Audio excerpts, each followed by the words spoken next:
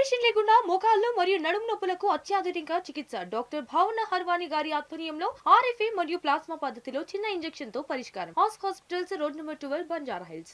ఉత్తరప్రదేశ్లో గాలి దుమారం బీభత్సం సృష్టించింది. గాలి వానల తాకిడికి పలు జిల్లాల్లో 60 మంది మృతి చెందగా వందలాది మంది తీవ్రంగా గాయపడ్డారు. మృతుల సంఖ్య ఇంకా పెరిగే అవకాశాలు కనిపిస్తున్నాయి.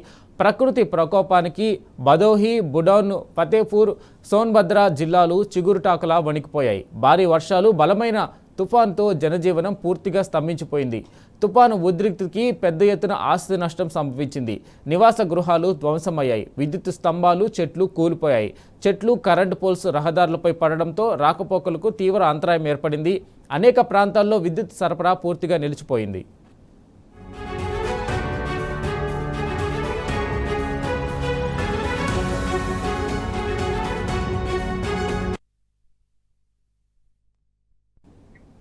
ప్రమాద తీవ్రతను గుర్తించిన యోగి ప్రభుత్వం తక్షణమే రంగంలోకి దిగింది. ఎన్డీఆర్ఎఫ్, ఎస్డీఆర్ఎఫ్ బృందాలు ప్రభావిత ప్రాంతాల్లో సహాయక చర్యలను ముమ్మరం చేశాయి. శిథిలాల కింద చిక్కుకున్న వారిని వెలికితీసే ప్రయత్నాలు కొనసాగుతున్నాయి.